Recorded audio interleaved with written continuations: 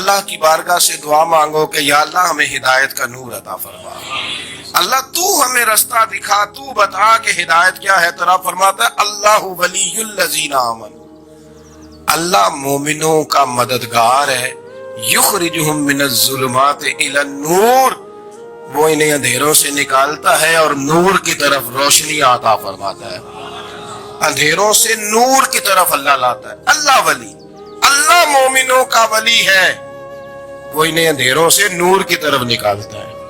ہدایت ہمیشہ اللہ کی طرف سے سمجھے، جب وہ نماز کی توفیق دیتا ہے تو اپنے فضل سے دیتا ہے، جب وہ ذکر کی توفیق دیتا ہے تو اپنے فضل سے۔ ہم سمجھتے ہیں ہو جی فلانا نہیں پڑھ رہا بڑا بیوقوف ہے، فلانا نہیں پڑھ رہا، تو تم کیا اپنی عقل کے زور پہ پڑھ رہا ہے؟ میں جی اللہ کے فضل سے 2 پارے پڑھتا ہوں، تو کس پہ احسان کرتے تو 2 پارے پڑھ کے رویا کر، اگر مالک تو بڑا قریب نہیں۔ بڑے لوگ ہیں جن کو پورا قرآن حفظ ہے پر انہیں پڑھنے کی توفیق نہیں، تو نے فضل کیا اور مجھے توفیق دے دی ہے پڑھنے۔ رویا کر، پڑھ کے رویا کر، راتی ساری کر کر زاری، وہ نیند اکھاں تھی توندے تے فجرے اوہی گناہگار کہاون سب تو نیوے ہوندے۔ مہربانی کریں، ڈریں، نیکی کریں تو پھر ڈریں، پھر احساس پیدا کریں، پھر اپنے اندر وہ کمزوری لائیں کہ توبہ توبہ مجھے تو پتہ ہی نہیں، تو جانتا ہی نہیں۔ حضرت سیدنا امام اعظم ابو حنیفہ رحمۃ اللہ تعالی علیہ کے ساتھ ایک شخص کہتا میں نے نماز پڑھی، تو عشاء کی نماز تھی۔ یہ جو لوگ بڑے ہوتے ہیں نا، جن کے پیار کرنے والے بڑے ہوتے ہیں، ان کے گرد خوف بھی بڑا ہی ہوتا ہے، انہیں بڑا ڈر لگتا ہے، بڑی بعض اوقات آزمائش ہوتی ہے ان کی۔ عشاء کی نماز کہتے پڑھی تو امام صاحب نے نا عشاء کی نماز میں تلاوت کی آیتیں فَمَن يَعْمَلْ مِثْقَالَ ذَرَّةٍ خَيْرًا يَرَهُ وَمَن يَعْمَلْ مِثْقَالَ ذَرَّةٍ شَرًّا يَرَهُ، فرمایا جو ذرہ برابر خیر کرے گا وہ بھی قیامت میں دیکھے گا، اور جو ذرہ برابر شر کرے گا وہ بھی قیامت میں اس شر کو دیکھے گا، اس کے سامنے آئے گا۔ تو وہ شخص کہتا ہے کہ سارے لوگ نماز پڑھ کے چلے گئے، تو امام صاحب رحمۃ اللہ علیہ نے اپنی داڑھی پکڑی، رو رہے ہیں، کہتے ہیں وہ ذرہ برابر نیکی کا بدلہ دینے والے، وہ ذرہ برابر شر پہ سزا دینے والے میری سفید داڑھی کو دیکھ، مالک میرے ذرے ذرے سامنے نہ لانا، لوگ تو میری بڑی قدر کرتے ہیں دنیا، میں تو بڑا پہچانا جاتا ہوں، لوگ تو میری راہوں میں پھول لیے کھڑے ہوتے ہیں، مجھے بڑا نوازتے ہیں، قیامت میں رسوا نہ کر دینا، میرے لیے مشکل ہو جائے گی۔ وہ کہتے ہیں میں نے امام صاحب کا درد دیکھا، مجھے کوئی کام تھا تو میں چلا گیا، میں نے کہا کہ وہ اس وقت اللہ کی حضور حاضر ہیں تو میں دوبارہ آؤں گا۔ کہتے ہیں میں تہجد کا وقت آیا تو امام صاحب وہیں بیٹھے تھے اور ان کی داڑیاں آنسوؤں سے بھری ہوئی تھی اور زور سے داڑھی پکڑی ہوئی، کہنے لگے مالک رسوا نہ کر دے، قیامت میں رسوا نہ کر دے۔ یار جو ہدایت یافتہ لوگ تھے وہ تو ڈرے ہوئے تھے، وہ تو سہمے ہوئے تھے، وہ تو کہتے تھے یہ اس کا فضل نہیں، اس نے بلا لیا، یہ اس کا کرم نہیں۔ حضرت باعزید بستامی کسی کافر کو دیکھتے تو رو پڑتے، کہتے مالک تو کتنا قریب ہے، یہ بے ایمان رہ گیا، تو نے اپنے فضل سے مجھے اپنے نبی کا غلام بنا لیا، اور رو پڑ۔ یہاں تو لوگوں کا دعویٰ ہی بڑا ہے، نمازی اللہ خیر فرمائے وہ تو دوسروں کو گھورتا ہے، وہ کہتا ہے جنت کا میں مالک ہوں، کنجیاں میرے پاس ہیں، میں کسی اور کو گھسنے نہیں دوں گا، اور اگر 2-3 حج کر لے تو پھر تو وہ کہتا ہے کہ اب میرے سے پوچھ کے لوگ جنت میں جائیں گے معاذ اللہ، اور اگر وہ 2 4 5 7 دفعہ کوئی نفل پڑھ لے تو پھر وہ کہتا ہے چھوڑیں جی سارے لوگ بے عمل ہے، میں اکیلا نیک ہوں۔ نہ ایسا کرے، اپنی توجہ اپنے رب پہ رکھے، اپنی توجہ اپنے معین الملت والدین، عطائے رسول، ہند الولی، غریب نواز، خواجہ معین الدین چشتی، حضرت خواجہ اجمیر، شاہ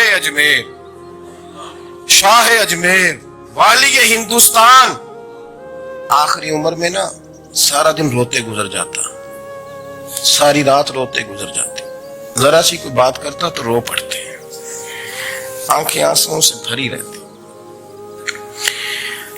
وہ کئی دفعہ اپنے بھی پریشان ہو جاتے ہیں نا کہ یار تو ایک بات کی جان ہی نہیں چھوڑ رہا، تو خواجہ قطب الدین صاحب بختیار کاکی سے لوگوں نے کہا کہ آپ مرشد سے بات کریں، اتنا بھی تو نہیں نہ رونا چاہیے، ہر وقت اس کے آنسو کی کریے، عاشق دا کام ہی رونا تونا، تبھی نہ رویو نہیں منظوری، یہ عاشق سدا ہی روندا رہندا ہے، پاویں وصل ہوئے تے پاویں دوری، ہر وقت رونے کا کیا مطلب ہے؟ تو خواجہ قطب صاحب کہتے ہیں میں قریب گیا تو میں نے پیر دبائے، میں نے کہا سونیا لوگ تو کچھ بھی نہیں کرتے، تو نے تو کمال کر دیا، 90 لاکھ آدمی مسلمان کر دیا، دنیا کچھ نہیں کرتی، تو نے 50 سال ساری رات مسلح پہ بیٹھ کے رب راضی کیا، تو شہزادہ تھا، حضور کی اولاد تھا، لیکن معین الدین تیرا ایک پلاٹ بھی نہیں، تو نے طالب علم پالے، انہیں غریبوں کو دیا، انہیں نوازا، کوئی شے نہیں تیرے پاس، ہر چیز تو نے، ساری رات روتے ہو، سارا دن روتے ہو۔ تو خواجہ قطب الدین صاحب کہتے ہیں میں نے جب عرض کیا تو خواجہ صاحب مجھے گلے لگا لیا، چیخ مار کے روئے، کہنے لگے قطب الدین پتر داڑھی سفید ہو گئی، جانے کا وقت آ گیا، جو تو نے نیکیاں گنوائی ہیں وہ ہیں صحیح میرے پاس، پر یار کی بارگاہ میں پیش کرنے کے قابل ایک بھی نہیں، ایک بھی نہیں، تو بارگاہ تو دیکھ کتنی بڑی ہے، رسول کریم کی بارگاہ میں پیش کرنے کے قابل ان میں سے ایک بھی نہیں، تو آستانہ دیکھ کتنا بڑا ہے، کیا پیش کروں گا، کیا عرض کروں گا حضور کی بارگاہ میں، کس طرح؟ وہ یار جو بڑے تھے وہ تو ڈرے ہوئے تھے، سہمے ہوئے تھے، وہ تو بڑی آزمائش میں تھے، لیکن میرا اور آپ کا رٹا 2 نمازیں پڑھ کے 6 نمازوں کا دعویٰ کرنا اور لمبی چوڑی کہانیاں بنانا اور اپنے منہ سے اپنی تعریفیں کرنا، اس سے تھوڑا باہر آئیں۔ رزق بھی میرا اللہ ہی دیتا ہے، علم بھی اللہ دیتا ہے، رزق بھی۔ بڑے بڑے فقیروں کو مالدار ہوتے دیکھا، بڑے بڑے مالداروں کو فقیر ہوتے دیکھا، بڑے بڑے، میرے ایک بڑا سخی قسم کا سجن ہے، بڑا پیارا ہے، میں اسے سخی مانتا ہوں، میں نے اپنی پریشانیوں کے دنوں میں بھی اس شخص کو سخی دیکھا۔ ایک دن رات کو مجھے ٹیلی فون کر کے کہنے لگا کدھر ہو؟ میں نے کہا میں گھر ہوں۔ نہیں اکثر سفر میں ہوتے ہو نا؟ میں نے کہا طبیعت کیسی ہے؟ ٹھیک ہے، بس حال چال پوچھنا تھا۔ میں نہیں سمجھا، یہ میں نے کہا یار یہ کوئی مسئلہ ہے، ورنہ رات کے 2 بجے کوئی حال پوچھنے کو فون تو نہیں نہ کرتا، کوئی مطلب ایسا تو مسئلہ نہیں نا۔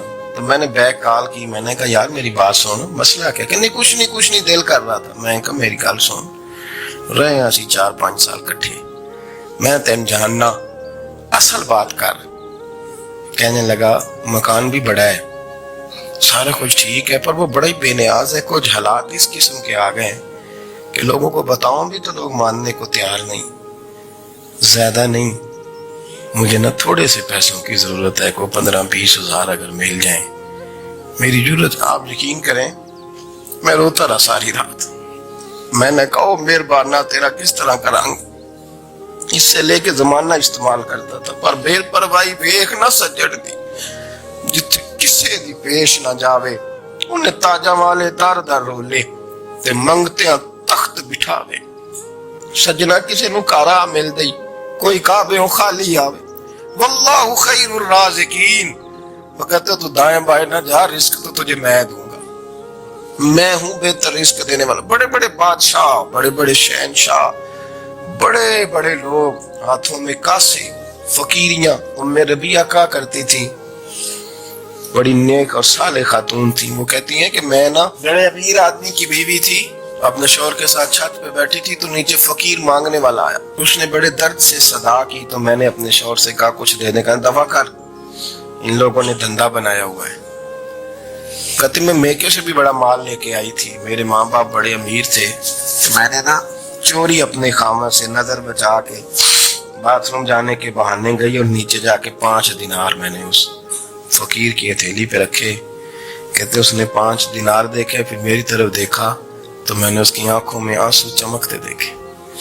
کہنے لگے بی بی رب تیرا بھلا کرے، میں 3 دنوں کا بھوکا ہوں۔ کہ وہ چلا گیا، میں گھر آ گئی، میں باہر آئی تو میرا شوہر کہنے لگا تو اتنی اب اتنی تو تیز ہو گئی ہے اور تو اتنی خود مختار ہو گئی ہے، میرے بغیر پوچھے مال خرچ کرے گی، جا تجھے 3 طلاقیں۔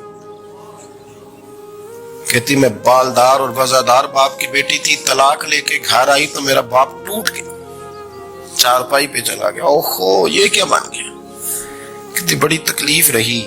1-2 سال کے بعد میرے ابا نے میری شادی کر دی۔ اب جس شوہر کے پاس گئی وہ بڑا نیک تھا، پرہیزگار تھا، اللہ نے بہترین صلہ دیا، کہتی ہیں چھت پہ بیٹھی تھی، دروازے پہ فقیر آیا تو میں نے شوہر سے کہا کچھ دے دوں؟ کہنے لگا 5 نہ دینا، 15 دینا، 20 دینا، میں فقیر ہوں، میں نے فقر سے دولت دیکھی ہے، اسے خالی نہ لوٹانا۔ کہتی ہے کہ میں نیچے گئی اور جب میں نے اس کی طرف دینار بڑھائے تو میری چیخ نکلی، پیسے پھینک کے میں بے ہوش ہو کے گری۔ میرا شوہر نے آ کے اٹھایا، اندر لے گیا، پانی منہ پہ چھڑکا، کہنے لگا تجھے کیا ہوا؟ کہنے لگی یہ جو مانگنے آیا یہ میرا پہلا شوہر تھا، وہی تھا جو کہتا تھا کہ تو 5 دینار دے آئیے جا، تجھے 3 طلاقیں۔ پڑھو نا حدیث پاک، میرے نبی پاک علیہ السلام نے فرمایا ایک بندہ گنجا تھا، گنجا، کوئی ترتیب آگے پیچھے ہو جائے تو مفہوم کے لحاظ سے، لیکن میں مفہوم اس کا واضح کرتا ہوں، ایک گنجا تھا، کوئی شے نہیں تھی، سر پہ بال بھی نہیں تھے، رویا کرتا تھا۔ اللہ تعالیٰ نے فرشتے کو بھیجا، تجھے کیا چاہیے؟ تو کہنے لگا بال آ جائے اور تھوڑا مال آ جائے۔ فرشتے نے ہاتھ پھیرا تو بال بھی آ گئے تو بکریاں بھی آ گئیں، لائنیں لگ گئیں، مال ہی مال ہو گیا۔ دوسرے کے پاس گیا، وہ کوڑا تھا، اس کو جا کے کہا کیا چاہیے؟ کہنے لگا شفا ہو جائے اور کچھ اللہ تعالیٰ آسانی کر دے۔ شفا بھی ہو گئی، گائیں بھی دے دی، بھینسیں بھی دے دی، مال ہی مال ہو گئی۔ پھر ایک کے پاس گیا، وہ اندھا تھا، تجھے کیا چاہیے؟ اس نے کہا آنکھیں مل جائیں اور کچھ ساتھ اللہ مال دے دے۔ اونٹ ہی اونٹ ہو گئے۔ جب بڑا نواز دیا تو پھر مالک نے امتحان لینے کا ارادہ کیا، یاری تیری سونا ہے پر آزمائشاں بھی تیریاں آگ، آزمائشاں تیریاں، صحیح کہہ رہا ہوں، آزمائشاں تیریاں، یاری تیری سونا ہے اور آزمائشاں تیریاں، یہ سونا پرکھیا جامدائی پہلو نال لگاں دے لگ۔ اللہ نے فرمایا آزمائش کرو۔ سب سے پہلے گنجے کے پاس آئے، اسے کہا اللہ کے رستے میں کچھ دیکھا نہیں لگا، میرے خرچے ہی بڑھے، دیکھو تو صحیح کتنی مشکل میں وقت گزارتا ہوں، حال ہی کوئی نہیں۔ تو اس نے کہا میں نے تو سنا ہے تو گنجا اور بھوکا ننگا تھا۔ کہنے لگا میں تو جب بھی پوچھتی رہی زیادہ ہوں، تجھے کس پاگل نے کہا ہے بھاگ جا؟ اس نے کہا اچھا جیسے تو تھا ویسے ہی ہو جائے۔ کھیت کھلیان اجڑ گئے، پھر سے گنجا ہو گیا۔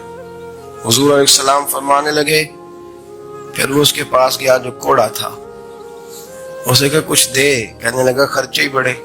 اب پوچھ لیں کسی امیر آدمی سے، کہے گا چکی کے نیچے ہاتھ ہے میرا، میرے سے زیادہ تو پریشان بندہ ہی کوئی نہیں، کیا بتاؤں آپ کو، اتنا ٹیکس ہے، اتنا جرمانہ ہے، فلانی شے، بڑا کچھ گنواتے ہیں لوگ۔ اس نے کہا میں نے تو سنا تو پہلے کوڑا تھا۔ اس نے کہا اچھا دوڑ جا، میں تو رئیس اعظم ہوں، دادا بھی پردادا بھی اور ساری نسل ہی۔ اس نے کہا اچھا جیسے تو تھا ویسے ہی ہو جائے۔ پھر وہ گیا اندھے کے پاس اور جا کے کہا اللہ کے نام پہ کچھ دے۔ تو وہ کہنے لگا رب کے نام پہ؟ یہ کھڑے ہیں اونٹ، جتنے تیرے دل کرے لے دا۔ اس نے کہا کیا معنی اس بات کا؟ کہنے لگا یار تجھے کیا بتاؤں، میں تو اندھا تھا، میں نے تو کبھی دنیا دیکھی نہیں تھی، پھر اس کریم نے فضل کیا تو مجھے بڑا کچھ دکھایا، میں کیا بتاؤں، میرا دل کر رہا ہے کہہ دوں کہ پھر اس نے کعبہ دکھایا، پھر اس نے روضہ رسول دکھایا، پھر اس نے ریاض الجنہ کے سجدے دکھائے، پھر اس نے اپنے محبوب کے دروازے کی رونقیں دکھائیں۔ اس نے بڑا کچھ دیا، اس نے بڑا نوازا۔ میرے پاس تو شاید میں بدکار پرانا خادم، کسے در ملی نہ ٹوئی، اعتباصف یار نے نظر جو کی تھی پھر واصف ہی ہوئی۔ یہ تو اس کا کرم ہوا۔ تو یہ وہ کہنے لگا تو اللہ کے نام پہ جان مانگ، میں وہ بھی دینے کو تیار، میرے پاس تو شے ہی کوئی نہیں تھی، مجھے تو اپنا پتہ ہے، میں تو کوئی شے نہیں تھا، کچھ نہیں تھا میرے پاس، یہ تو ان کا کرم ہے کہ رخ ان کا ادھر ہے، اور مختصر سی میری کہانی ہے، یہ جو بھی ہے ان کی مہربانی ہے۔ تو وہ کہنے لگا میں بھی کچھ لینے نہیں آیا تھا، تیری آزمائش ہی کرنے آیا تھا، تیری عزتیں بھی سلامت رہیں گی، تیرا مال بھی سلامت رہے گا، تیری شفا بھی۔ اپنی زندگی میں کبھی بھی اللہ کی بارگاہ سے توجہ ادھر ادھر نہ کریں، چھوڑیں لوگ کیا کر رہے ہیں، دنیا کیا کہہ رہے ہیں، کبھی بھی اپنی توجہ دائیں۔ ہمارا یہ مسئلہ بن گیا کہ ہماری سیاست ہے، ہماری دنیا داری ہے، ہم بندوں کو راضی کرنا چاہتے ہیں، ہم دیکھتے ہیں کون کس طرح، اور آپ یقین کریں آپ تھک جائیں گے، بندے راضی نہیں ہوں گے، وہ نہیں راضی ہوتے، آپ ان کو منا کے لائیں گے تو ادھر والے نکل جائیں گے، ادھر کو منائیں گے تو ادھر والے نکل جائیں گے۔ اس چکر سے باہر آئیں، اس رب کو راضی کریں جو فرماتا ہے ان الذین آمنوا وعملوا الصالحات سیجعل لهم الرحمن ودا. فرمایا تو ایمان لانے کے بعد نیک عمل کر، میں لوگوں کے دلوں میں تیری محبت پیدا کر دوں گا. رحمان لوگوں کے دلوں میں محبت ڈال دے گا. اللہ لوگوں کے دلوں میں. اپنی نظر ہمیشہ اپنے رب پہ رکھیں. اتنی لمبی چوڑی دنیا داروں سے امیدیں نہ وابستہ کریں. میں نے دیکھا ہے لوگ کاسا لیسی کرتے ہیں، کبھی اس کے دروازے پہ کبھی اس کے دروازے پہ. ان چکروں سے باہر آئیں اور اپنے رب کی بارگاہ کی طرف توجہ کریں. استغفار شوق سے پڑھا کریں. اور اکیلے میں اکیلے میں حضرت رئیس المتکلمین مولانا نقی علی خان صاحب رحمۃ اللہ نے لکھا ہے کہ فرعون 500 سال حکومت کر گیا. یہاں تو 5 سال کی حکومت کی پیر لڑکھڑاتے ہیں. 500 سال. فرماتے اصل وجہ یہ تھی کہ دنیا جب سو جاتی تھی نا تو اوپر چادر لے کے تو مصلے پہ بیٹھ جاتا تھا اور ہاتھ باندھ کے کہتا تھا رب تو ہی ہے، میرا پردہ نہ کھولنا. مالک تو ہی ہے، کرم نوازی کرنا، میری پکڑ نہ کرنا. وہ بے ایمان ہو کے اگر 500 سال ہاتھ باندھے تو گزارا کر لیتا ہے. تو ایماندار ہے. اور مسئلہ یہ ہے کہ تو رات کو بکل مار کے ہاتھ نہیں نہ باندھتا، تو محنت نہیں کرتا، تو استغفار نہیں کرتا. توبہ کریں تو بچے رہیں.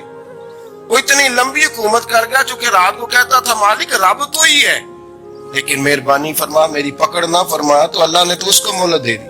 جب یہ نظریہ بن گیا، جب یہ ذہن بن گیا کہ پیدا اللہ نے کیا ہے، دینا اللہ نے ہے، عطا کرنے والا اللہ ہے، نوازنے والا اللہ، تو پھر ساری توجہ دنیا داروں کی طرف رکھنا. میں اللہ والوں کی طرف توجہ رکھنے کا قائل ہوں، میں وہ سمجھتا ہوں ہم اس چیز کے قائل ہیں، لیکن وہ بھی کوئی آستانہ ہے کہ جہاں حق مرشد کا نعرہ تو بڑا لگے پر رب کا نام ہی نہ سننے کو ملے. یہ بھی کوئی بات ہوئی کہ جہاں یہ تو نعرہ زور سے لگے کہ جیوے جیوے مرشد جیوے، لیکن استغفار کا درس ہی نہ ملے.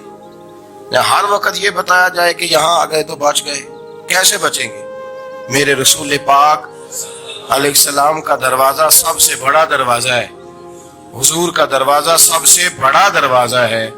لیکن میرے دوستو یاد رکھنا، نبی پاک علیہ السلام نے بھی لوگوں کو جب رستہ دکھایا ہے تو رب کریم کا رستہ دکھایا ہے، اللہ کا رستہ دکھایا، اللہ کریم کا رستہ دکھایا. لوگوں رب کی طرف توجہ کرائی.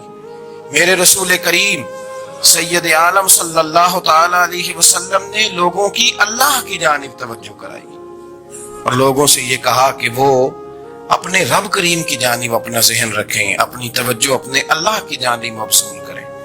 میری بات کو اچھے طریقے سے سمجھیے گا.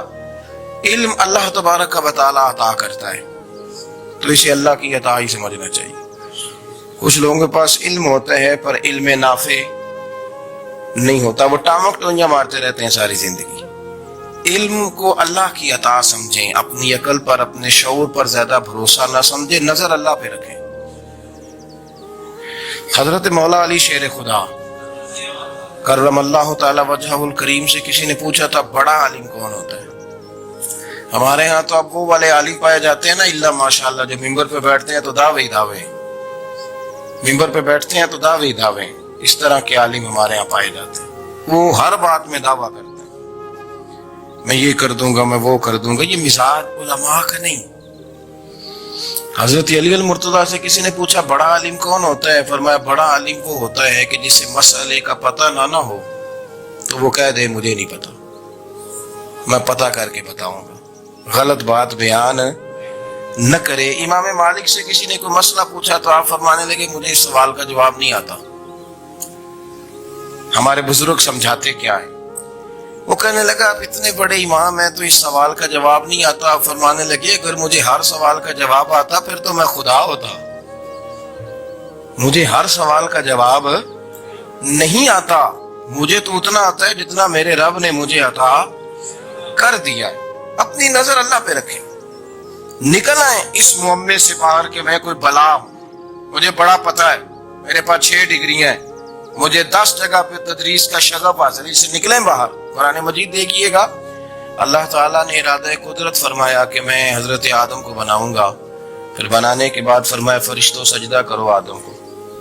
سب نے سجدہ کیا الا ابلیس ابا واستکبر وکان من الکافرین، سب نے سجدہ کیا سوائے ابلیس کے، اس نے انکار بھی کیا، تکبر بھی کیا اور کافروں میں سے ہو گیا۔ تو یہ جب اللہ تعالیٰ نے سجدہ کرایا تو کیسے کرایا؟ اللہ تبارک و تعالیٰ نے نا حضرت آدم کو علم سکھایا خود، وعلم آدم الاسماء کلہا، خود اللہ فرماتے ہیں کہ میں نے جناب آدم علیہ السلام کو تمام اشیاء کے نام سکھائے، سب اشیاء کے نام سکھائے۔ تو وہ چیزیں پھر میں نے نا، اللہ فرماتے ہیں میں نے فرشتوں پہ پیش کی، میں نے کہا کہ بتاؤ ان کے نام کیا ہے۔ تو فرشتوں نے جو جواب دیا وہ سمجھنے والا ہے۔ اللہ نے چونکہ خود علم سکھایا تھا حضرت آدم کو، جناب آدم سکھایا تھا، لیکن فرشتوں کو نہیں سکھایا تھا۔ تو اللہ کریم نے فرمایا فرشتوں اب یہ بتاؤ ان چیزوں کے نام کیا ہیں۔ تو فرشتے کیا کہتے ہیں؟ فرشتے عرض کرتے ہیں قالوا سبحانک لا علم لنا۔ آپ کبھی یقین کریں اس چیز کی لذت لیں تو مزہ آ جائے۔ کہا قالوا سبحانک، کہنے لگے تو پاک ہے۔ قالوا سبحانک، کہنے لگے تو بھائی آدم علیہ السلام کو نام سکھا لیے، پھر فرشتوں کے سامنے وہ چیزیں پیش کر کے کہا ان چیزوں کے نام بتاؤ۔ تو فرشتے کیا کہتے ہیں؟ کہتے قالوا سبحانک، تو پاک ہے، لا علم لنا، ہمارے پاس کوئی علم نہیں، الا ما علمتنا، ہمیں تو اتنا پتہ ہے جتنا تو نے ہمیں سکھا دیا، ہمیں تو اتنا پتہ ہے جتنا تو نے ہمیں، لا علم لنا، ہمارے پاس کوئی علم نہیں ہے، اتنا ہی پتہ ہے جتنا تو نے ہمیں سکھا دیا ہے، اس سے زیادہ ہمارے پاس علم۔ اور یہ کیوں تو نے ہمیں جتنا سکھایا اتنا پتہ ہے؟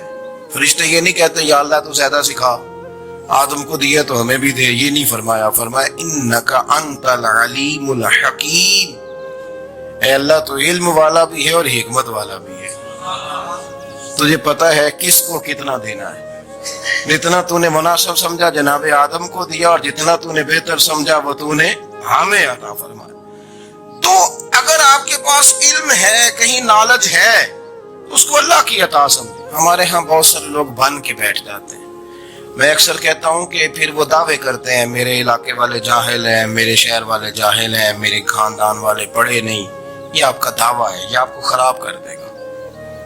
ہم نے بہت سارے ایسے لوگ دیکھے جو بہت بڑے عالم تھے، لیکن اللہ جب لینے پہ آیا تو عقل ہی لے گیا، شعور ہی چلا گیا، حافظے ختم ہو گئے۔ آپ دیکھتے ہیں بڑھاپے میں کچھ لوگ ایسے ہوتے ہیں کہ جن کو یہ بھی یاد نہیں رہتا کہ میرا نام کیا ہے، میں کہاں ہوں، مجھے کدھر جانا ہے۔ تو اس وقت سے اللہ کی پناہ مانگیں اور اپنی نظر اپنے رب کریم کی جانب رکھیں، اللہ کی جانب اپنی نظر کو مبذول رکھیں۔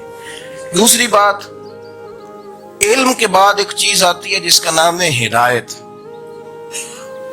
جس کا نام ہے تقوی، جس کا نام ہے پرہیزگاری، جس کا نام ہے عمل، عبادت، ریاضت۔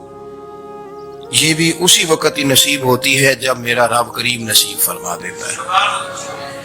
ہم نے نا نیکی کا اپنا اپنا سٹیٹس بنا لیا ہے، اپنا اپنا معیار بنا لیا ہے۔ کچھ لوگ کہتے ہیں کہ جناب مسجد میں سیمٹ کا توڑا دینے سے بہتر ہے کسی غریب کو آٹے کا تھیلا دے دو۔ اب اس نے اپنا مزاج بنا لیا نا نیکی کا، اس نے اپنا سٹیٹس بنا لیا۔ میرا یہ سوال ہے کہ نبی پاک صلی اللہ تعالی علیہ وسلم جب مدینہ شریف آئے تھے تو حضور نے سب سے پہلے غریبوں میں آٹا تقسیم کیا تھا کہ سب سے پہلے مسجد بنائی تھی؟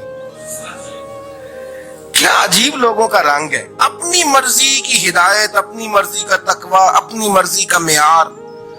مسجد کوئی بڑا چھوٹا خطیب بھی میری طرح کا ہو نا، تو وہ مسجد میں بیٹھ کے جب نبی پاک کی بات کرتا ہے تو کہتا ہے میرے رسول پاک غریبوں کا سہارا بن کے آئے۔ وہ غریبوں کی بات کرتا ہے، مسکینوں کی، لاچاروں کی، کمزوروں کی بات۔ تو مسجد ہی تو وہ ادارہ ہے جہاں سے غریبوں کی بات ہو رہی۔ تو اب لوگوں نے غریب کو اور مسجد کو لڑانا شروع کر دیا، اس کو لڑاؤ کہ مسجد میں پیسے دینے سے بہتر ہے آپ غریب کو آٹے کا تھیلا دے دیں۔ آپ یہ کیوں نہیں کہتے کہ مسجد میں بھی آپ تھوڑا دیں ایک سیمٹ کا اور ساتھ غریب کو بھی خدمت کریں؟ یہ کیوں نہیں تقویٰ؟ اپنی اپنی مرضی کا مزاج، اپنی اپنی۔ کچھ لوگ کہتے ہیں چھوڑو جی، ساری زندگی انسان نماز پڑھتا رہے اور پھر گالیاں بھی دیتا رہے، بندہ داڑھی بھی رکھ لے اور جھوٹ بولنا بھی نہ چھوڑے۔ تو یہ آپ نے اپنے پاس سے تقوی کا معیار بنایا۔ گالی دینے کا گناہ ہے اور داڑھی رکھنے کا ثواب ہے۔